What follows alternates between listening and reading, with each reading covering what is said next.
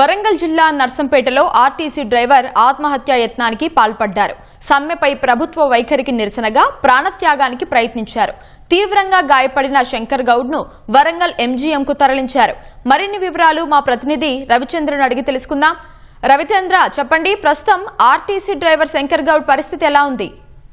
కొద్దిసేపటి క్రితం శంకర్ గౌడ్ ఏదైతే పెట్రోల్ పోటీ నిప్పంటించుకున్నటువంటి శంకర్ గౌడ్ ని ఊటన వరంగల్ నర్సంపేట నుంచి వరంగల్ ఎంజీఎం కి కొద్దిసేపటి క్రితం తీసుకొచ్చారు. ఇప్పటికే ఇక్కడ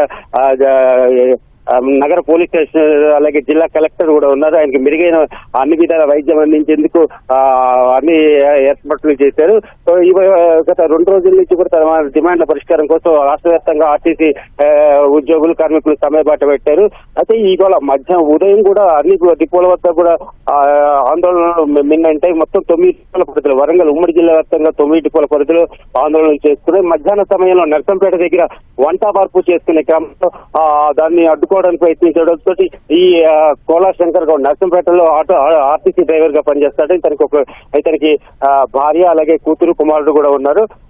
ఉన్నట్టుండి అందరు చూస్తుండగానే పెట్రోల్ బస్సుల్ని పండించుకోవడం జరిగింది. దీంతో రిసెర్చ్ లో తోటి ఉద్యోగులు కార్మికులంతా కూడా ఉటాయట్న ఆయన అక్కడ ఏరియా ఆసుపత్రికి తీసుకెళ్లారు, ప్రవేశిక అందించారు. దాదాపుగా 80% మీద కాలిన గాయాలతోటి కొద్దిసేపటి క్రితం వరంగల్ ఎంజీఎం ఆసుపత్రికి తీసుకొచ్చారు. ఇప్పటికే ఇక్కడ ఆయనకి వైద్య అందించేందుకు మెరుగైన వైద్యం అందించేందుకు అన్ని ఏర్పాట్లు చేశారు. జిల్లా కలెక్టర్ సత్యశారద అలాగే నగర పోలీస్ కమిషనర్ సంప్రీత్ సింగ్ దగ్గరుండి వైద్య ఏర్పాట్లను పరిశీలిస్తున్నారు. ప్రస్తుతం ఎంజీఎం ఆసుపత్రిలో ఆయన చికిత్స పొందుతున్నారు. అయితే మెరుగైన వైద్యం కోసం, అంటే ఇక్కడి నుంచి కూడా మెరుగైన వైద్యం కోసం హైదరాబాద్ కూడా తరలించాలా లేదా అన్నది ఆలోచిస్తున్నారు. ఒకవేళ తరలించేటట్టయితే కొద్దిసేపట్లో ఇక్కడి నుంచి హైదరాబాద్ కూడా తీసుకెళ్లే అవకాశాలు ఉన్నాయి. మొత్తానికైతే ఈ కోలా శంకర్ గౌడ్ ఆత్మహత్య తీవ్ర ఉద్రిక్త నెలకొంది.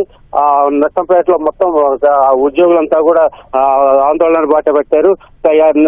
శంకర్కి ఏదైనా అయినా కూడా ప్రభుత్వం ఖచ్చితంగా బాధ్యత వహించాలని కోరుతూ వాళ్ళంతా కూడా నినాదాలు చేస్తూ ఆందోళన చేపట్టారు.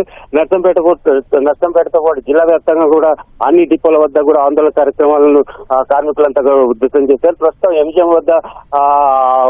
ఎంజిఎం లోకి తీసుకెళ్లి శంకర్ కి వైద్య చికిత్సను అందిస్తున్నారు. అయితే మొత్తం ఒక్కసారిగా అందరూ చూస్తుండగానే ఒంటిపై పెట్రోల్ పోసుకొని ఆయన నిపంటించుకోవడం జరిగింది. భార్య ఇతర కుటుంబ సభ్యులు కన్నీరుగా విలిపిస్తున్నారు.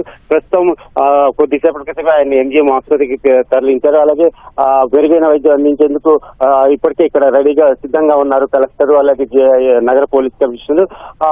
వారాస నేత మాజీ ఎమ్మెల్యే పెద్ది సుదర్శన్ రెడ్డి కూడా ఇక్కడికి వచ్చారు. ఇది ప్రభుత్వం ఎప్పుడు విలీనం జరిగిపోయినా కూడా కేవలం తాత్సారం చేస్తోంది. వెంటనే వాళ్ళ సమస్యలు పరిష్కరించాలి కోరుతూ కూడా చాలా చోట్ల ధర్నాలు ఆందోళనలు జరుగుతున్నాయి.